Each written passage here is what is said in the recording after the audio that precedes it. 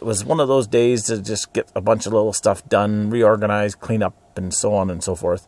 I also had one minor update that I wanted to do, or upgrade I wanted to do to the van.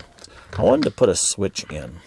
And why did I want to put this switch in? Well, I had last year put in this new counter, and with the new counter I put in 2 USB plugs and a 12-volt plug. Unfortunately, they had a power light on them that was on all the time.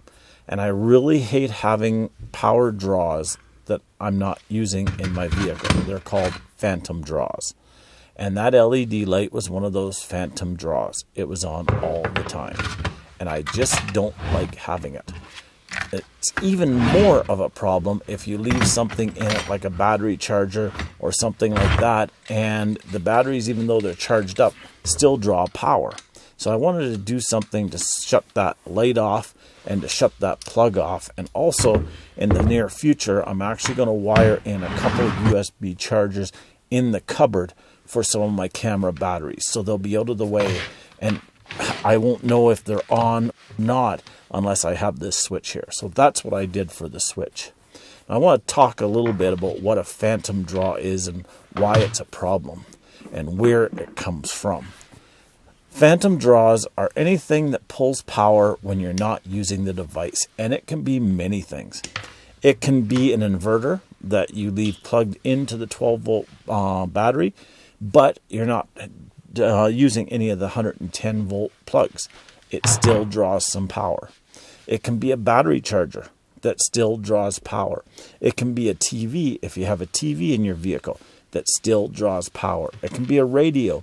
It can be many, many, many different things that draws power that you don't think is drawing power. Now, some people say, well, just add solar panels and that'll always keep everything topped up. That's not true. Your solar panels will work great and there's lots of light, but if you don't have tons of light, if there's snow on your solar panels, if you're parked in the shade in the bush, you're not going to get charged from solar panels. That's why I don't use them. The other reason I don't use them is because I'm always driving. So why put solar panels up there just to have another thing on the roof of my van? I charge off the alternator, comes through to a switch here. The switch then goes to the batteries. So when I'm driving, I can turn the switch on, charge up my batteries, turn the switch off when I park, and they're isolated. If I happen to, for some reason, to draw down the batteries up here for the van, I can turn the switch on and I can actually boost myself. So that's why I went with the system that I did. Now, going back to phantom draws. Phantom draws can be so bad that you actually can't get through a night, even with lots of battery power. One lady last week or a week before, she put a post on Facebook, and she asked in one of the van groups, why are her batteries dead or just about dead every morning? Well, what we found out was that she had a big inverter, and we're talking, I think the inverter was 3,000 or 4,000 watt inverter. So it was a big one that she had on.